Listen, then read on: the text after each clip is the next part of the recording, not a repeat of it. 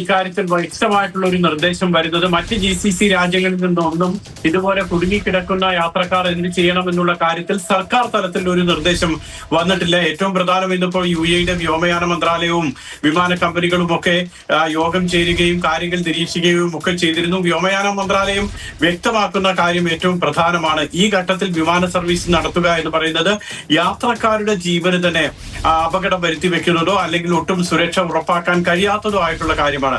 വിമാനത്തിലെ ജീവനക്കാരെ സംബന്ധിച്ചിടത്തോളം അവരുടെ ജീവനും അപകടത്തിന് സാധ്യതയുള്ള സാഹചര്യമാണുള്ളത്.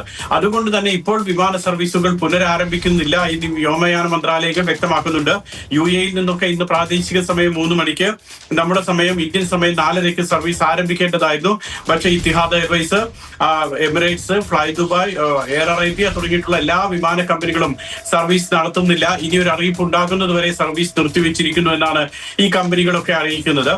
ദുബായ് UAE ഗവൺമെന്റിന്റെ ഭാഗത്തു നിന്നുണ്ടായിട്ടുള്ള ഏറ്റവും വലിയ അനുകൂലമായിട്ടുള്ള ഒരു തീരുമാനം യാത്രക്കാരുടെ കാര്യത്തിലുണ്ട്. അത് മറ്റ് രാജ്യങ്ങളും മാതൃകയാക്കേണ്ടത് തന്നെയാണെന്ന് പറയാം. കാരണം എത്ര ആളുകൾ എവിടെ പെട്ടുപോയിട്ടുണ്ടോ, ഏത് ഹോട്ടലിലാണോ കഴിയുന്നത്, ഒരു കാരണവശാലും ആ ഹോട്ടലുകളിൽ നിന്നും അവരെ ഇറക്കി വിടാൻ പാടില്ല. പണമില്ല എന്ന് പറഞ്ഞിട്ട് ഒരു തരത്തിലുള്ള സേവനങ്ങളും അവർക്ക് മുടക്കാൻ പാടില്ല എന്ന് സർക്കാർ തലത്തിൽ തന്നെ നിർദ്ദേശം നൽകിയിരിക്കുകയാണ്. മാത്രമല്ല അവരുടെ വിസ, ഓവർസ്റ്റേ അടക്കമുള്ള കാര്യങ്ങളുണ്ടെങ്കിൽ അതിനൊക്കെ സർക്കാർ സംവിധാനങ്ങൾ സഹായം നൽകുമെന്നും പറയുന്നുണ്ട് UAE സർക്കാർ. അത്തരത്തിൽ UAE ഗവൺമെന്റിന്റെ ഭാഗത്തു നിന്നുമാണ് ഇത്തരത്തിൽ വളരെ കൃത്യമായിട്ടുള്ള ഒരു ഇടപെടൽ ഉണ്ടായിട്ടുള്ളത്. പക്ഷേ നേരത്തെ സംസാരിക്കുമ്പോൾ സെയ്ഫ് പറഞ്ഞ പോലെ മക്കയിലും മദീനയിലും ഒക്കെ നിരവധി ആളുകൾ, മലയാളികൾ അടക്കമുള്ളവർ ഈ ഉംറ തീർത്ഥാടനത്തിന് പോയി അവിടെ പെട്ടുപോയിട്ടുണ്ടാകും.